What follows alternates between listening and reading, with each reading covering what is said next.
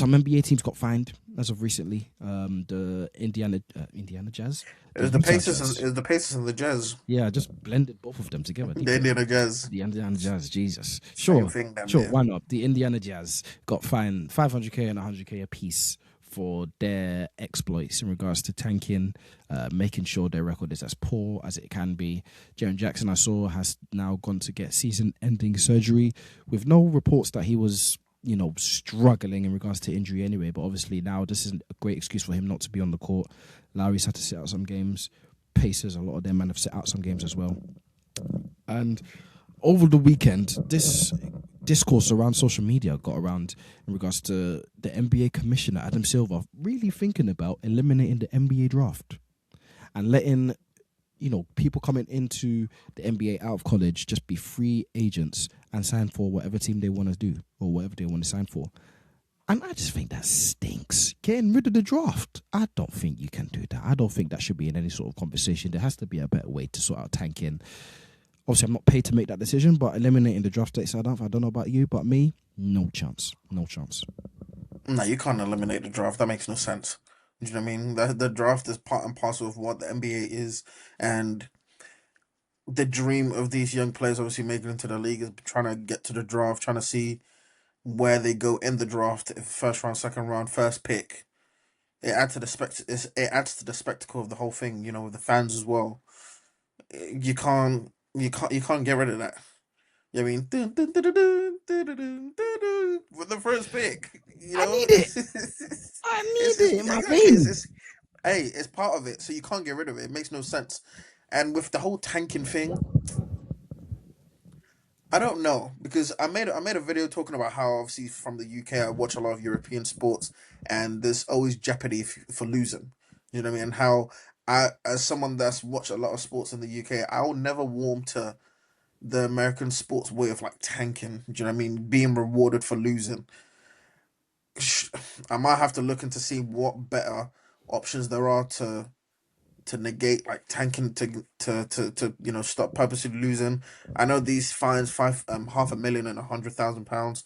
It's a lot, but if you're seeing the talent pool coming out of this year's draft, is the fine worth it?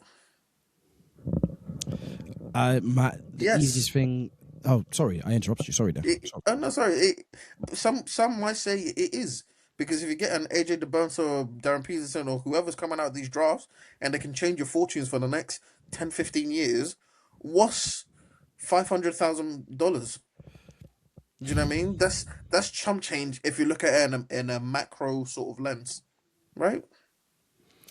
Well, yes, definitely, and I can see why they would be like, bun the rules anyway. Who cares if we get AJ coming in the door? If we get Darren Peterson coming in the door, I understand why people would have that mind frame.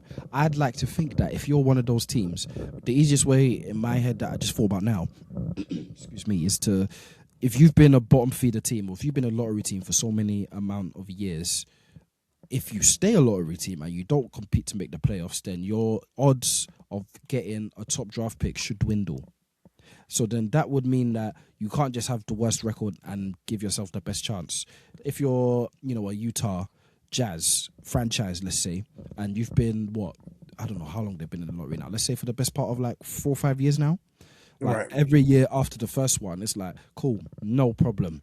Instead of 25%, which is what I think you get if you're a top bottom 3 team or bottom 4 team, whatever the case is, then that's going to drop to, I don't know, 19%, 15%, whatever the case is. So that it actually gives, other teams that have been struggling for a long time, but have actually been doing the right things, a la, you could say Dallas Mavericks of last year. They didn't necessarily just bottom out and tank the whole year and tried to go for 50th place in the West. They tried to do something, it flopped. They got injured. Okay, season's done. They'll just progressively get worse. They land the number 1 pick. Even though people will say, they got the button pushed. It kind of makes sense and it's understandable how they got the pick. At least it's ethical in a way. If there's more situations like that, rather than teams, literally bottoming out and aiming to go basically 82-0, or 0-82, I should say, then yeah, it's different in that sense, So that's maybe a quicker way, but I guess it's easier said than done, There's a lot of talent in these NBA teams. You know what I mean? So purposely trying to tank, it'll show. Do you know what I mean? Because it's like one of the games where Laurie Markkinen and Jaren Jackson Jr. were balling out, and then all of a sudden you sit them in the fourth quarter, knowing exactly what you're doing. I think one of the games against the Heat, they tried it and they won. And yeah, the other game they end up losing. It's like, bro, like this is.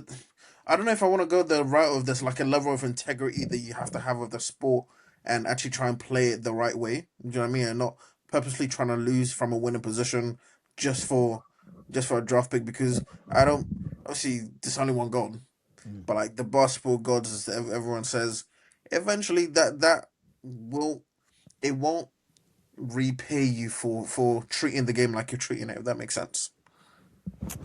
Yeah, I agree. Like I said, I don't get paid enough, unfortunately, to make the tanking go away. I don't think it's actually possible, to be honest. No matter what the NBA tries to do, no matter how hard they find these teams, or even if the percentage odds, go away, still a lottery at the end of the day. So I don't know if that would even work.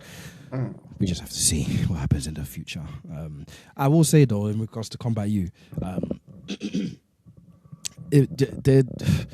and to combat the people that say just eliminate the draft because just get anybody to whatever team, then all these rookies will just go to the good teams, the teams in bigger markets and the teams with good market opportunities. Exactly. So is it the right thing to not reward the worst team? Well, no, because then they're going to be the worst team for time to come.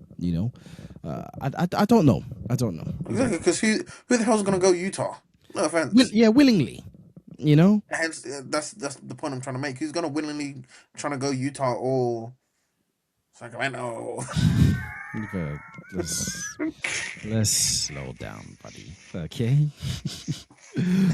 but real talk, he's gonna go to these teams that lower, smaller market, don't really win much. Bro, the big cities, Chicago, LA, Boston, Lakers, they're gonna be more of an enticing sort of prospect. Whole thing just makes no sense. I'll definitely have to have a deep dive into it to see or to come up with what I think would be great ideas to kind of mitigate these tanking issues that we have in the NBA. Well, enough of the tanking chat. Stateside, it's making my head hurt. It's making my throat dry. And we can't be having that. I'm still poorly. All right. Facts. Shall we play a game?